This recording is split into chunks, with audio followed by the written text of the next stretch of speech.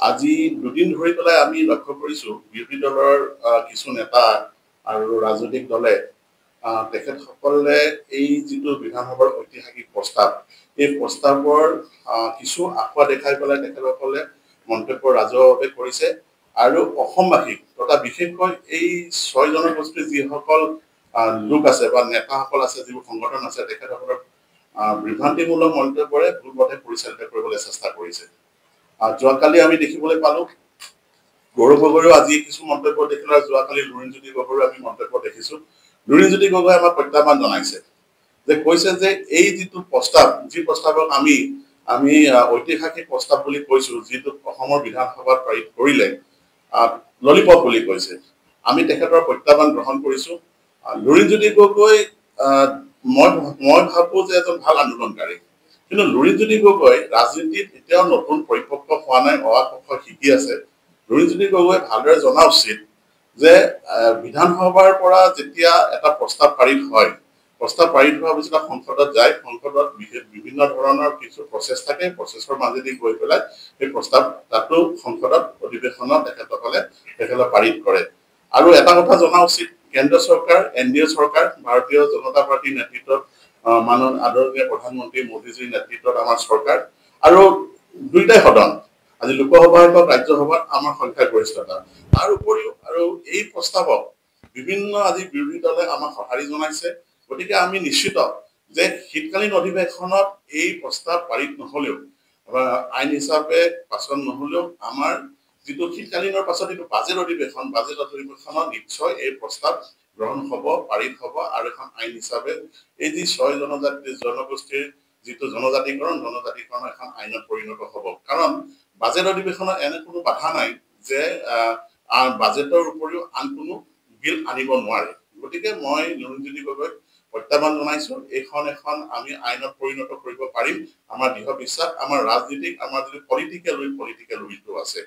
দ্বিতীয়তে গৌৰৱ গগৈ ডাঙৰীয়াক মই মন কৰিছো যে তেওঁ আজি বিশেষকৈ যোৱাকালি সংবাদ মাধ্যমত কৈছিলে আৰু আজি বাতৰি কাকত পৰিৱেশন হৈছে, তেওঁ কৈছে যে এই অধিৱেশনত তেনেধৰণৰ কোনো প্ৰস্তাৱ নাই, জনজাতিকৰণৰ ওপৰত কোনো ধৰণৰ প্ৰস্তাৱৰ তেখেতে দেখিবলৈ পোৱা নাই। কিন্তু মই গৌৰৱ গগৈ আজি যোৱা দুদিনমান ধৰি পেলাই অটো চতুৰালীৰে তেখেতে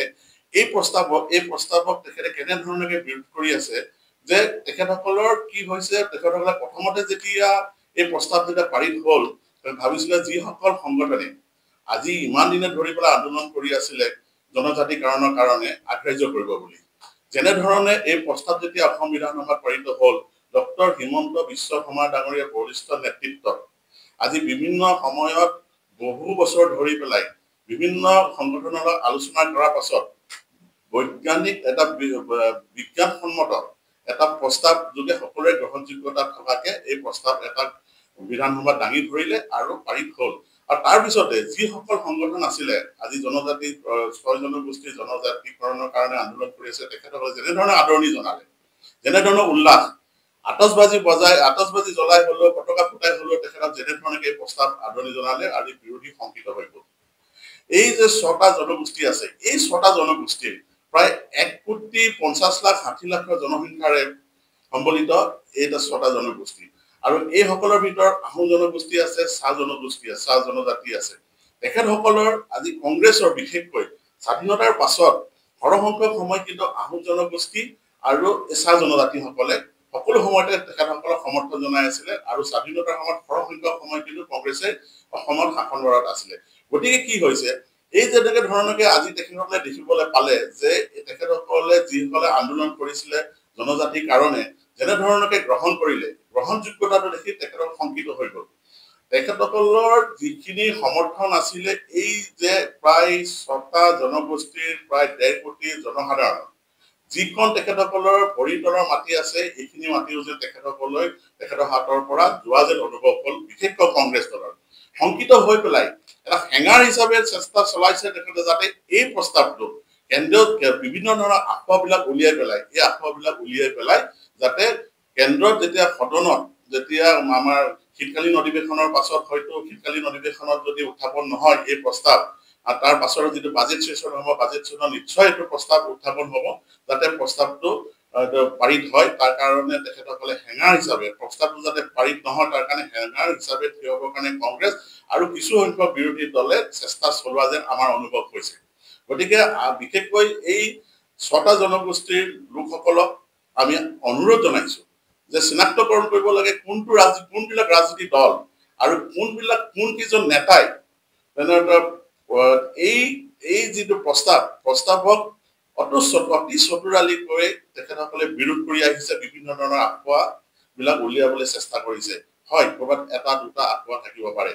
ইভেন আনকি আজি আমাৰ আদিত্য ঠাকৰে ডাঙৰীয়া আজি ট্ৰাইবেল সংঘৰ তেখেত হৈ গ'ল অগ্ৰণী নেতা তেখেতৰ নেতৃত্বত ট্ৰাইবেল সংঘৰ বিভিন্ন ধৰণৰ আলোচনা আজি চৰকাৰৰ লগত চলোৱাৰ পিছত ট্ৰাইবেল সংঘৰ বহুবিলাক পৰামৰ্শ আমাৰ এই বিজ্ঞানসন্মত হিচাপে এই প্ৰস্তাৱ যিটো বিধানসভা দাঙি ধৰি পেলাই পাৰিত কৰা হ'ল জনগোষ্ঠী ৬টা জনগোষ্ঠীক জনজাতি কৰিবৰ কাৰণে তাতে আদিত্য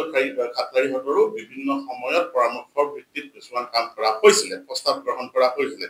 গতিকে আজি আদিত্য ঠাকৰে ডাঙৰীয়া আৰু এটা কথাও কৈছে তাৰ কাৰণেও আজি শংকিত হৈ পৰিছে আজি বিৰোধী নেতাসকল আদিত্য ঠাকৰে ডাঙৰীয়াই কৈছে সৰ্বসাধাৰণতে ভাৰতত ৰাজ্যৰ বিধানসভাত যিমানবিলাক প্ৰস্তাৱ হয় সাধাৰণতে সংসদত সেইবিলাক আগ্ৰাহ্য নহয় গতিকে ইয়াতে বুজা যায় যে আজি যিটো প্ৰস্তাৱ জনজাতিকৰণৰ কাৰণে ৬টা জনগোষ্ঠীৰ জনজাতিকৰণৰ কাৰণে কৰা হৈছে নিশ্চিতভাৱে এইটো এখন আইন হিচাপে পৰিণত হ'ব আৰু সেইকাৰণে বিৰোধীয়ে তেখেতসকলৰ নিজৰ ভৰিতলৰ যিখন মাটি আছে মাটিখন হেৰুৱাৰ ভয়তে আজি বিভিন্ন ধৰণে তেখেতসকলে আঁকোৱাবিলাক উলিয়াই পেলাই তেখেতসকলে যিমান পাৰে এটা হেঙাৰ হিচাপে থিয় হ'বলৈ চেষ্টা কৰিছে গতিকে লুৰিণজ্যোতি গগৈ যিহেতু ললিপপৰ ৰাজনীতি বুলি কৈছে আমি প্ৰত্যাহ্বান আনিছো ভাৰতীয় জনতা পাৰ্টীয়ে যে এই প্ৰত্যাহ্বান তেখেতে গ্ৰহণ কৰক আৰু শীতকালীন অধিৱেশনত নহ'লে বাজেট সেচনত যে এখন আইনত পৰিণত হ'ব আৰু ৬টা জনগোষ্ঠীক যে জনজাতি হিচাপে তেখেতসকলক চিহ্নিত কৰা হ'ব এইটো নিশ্চিত দ্বিতীয়তে গৌৰৱ গগৈ পিতৃ তৰুণ গগৈ ডাঙৰীয়া অসমৰ ১৫ বছৰ কাল মুখ্যমন্ত্ৰী হৈ আছিলে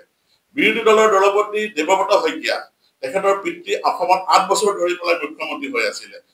তাৰ মানে কংগ্ৰেছৰ শেষৰ দুজন মুখ্যমন্ত্ৰীৰ পুত্ৰ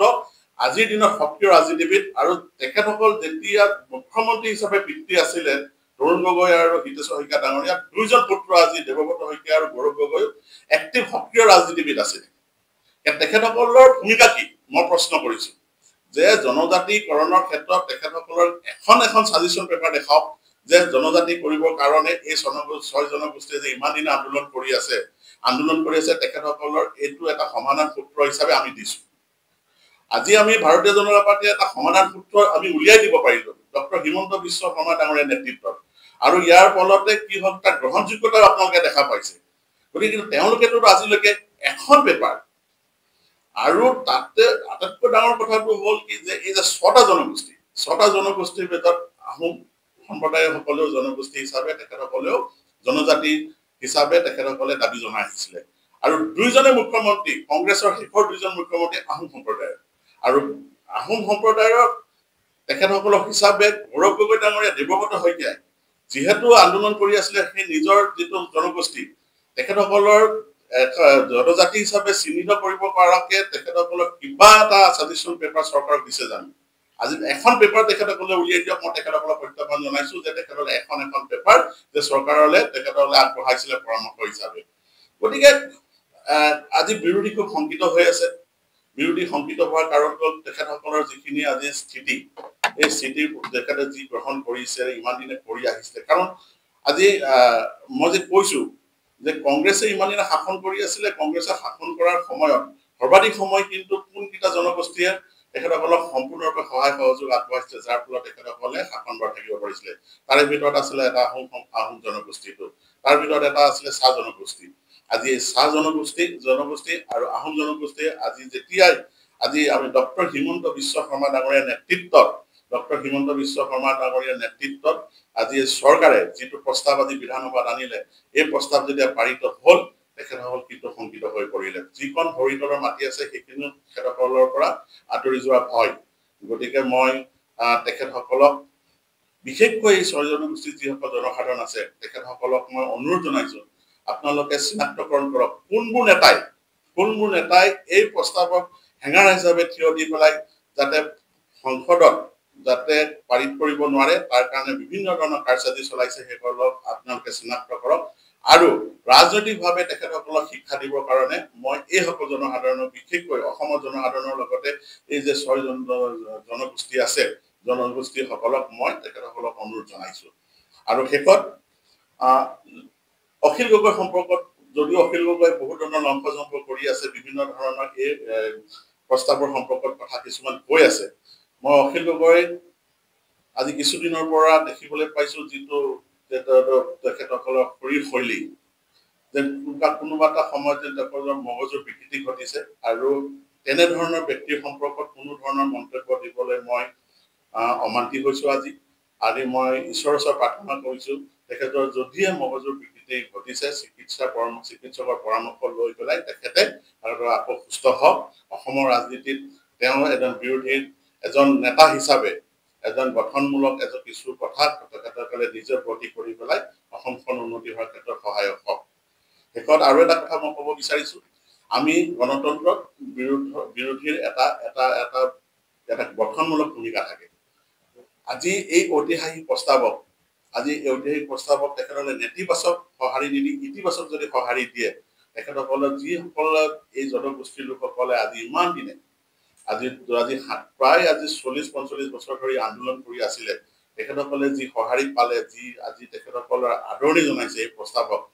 প্ৰস্তাৱক তেখেতসকলৰ বিৰোধী যিসকল নেতা আছে আজি লুৰিজুলি গগৈ কওক গৌৰৱ গগৈ কওক আজি অখিল গগৈ কওক আজি দেৱব্ৰত শইকীয়াকে কওক সকলোকে অনুৰোধ কৰিছো আৰু গোটেই কেইজনে এই 6 জনগোষ্ঠী আন্দোলন কৰা এটা জনগোষ্ঠীৰ আহোম সম্প্ৰদায়ৰ পৰা আহা গতিকে তেখেতসকলক অনুৰোধ কৰিছে ইতিবাচক সঁহাৰি দিয়ক গতিকে ৰাইজে কিছু পৰিমাণে হলেও তেখেতসকলৰ যিটো আজি চৰকাৰ যেনেকৈ ভূয়সী প্ৰশংসা কৰিছে চৰকাৰৰ যি প্ৰস্তাৱত যেনেকৈ আজি আদৰণি জনাইছে তেখেতসকলেও নিশ্চয় অকমান হলেও তেখেতৰ ৰাইজৰ সঁহাৰি লাভ কৰিব গণতন্ত্ৰত আমি বিচাৰো শক্তিশালী গণতন্ত্ৰ হ'বৰ কাৰণে বিৰোধী গঠনমূলক কিছুমান ভূমিকা আৰু তেখেতসকলৰ ভূমিকা নেতিবাচক হওক ইতিবাচক হওক নেতিবাচক নহওক এই আমি আশা কৰিছো আৰু বিশেষ ক'বলগীয়া নাই যদি আপোনালোকৰ কিবা সুধিব লগা আছে আপোনালোকে সুধিব পাৰে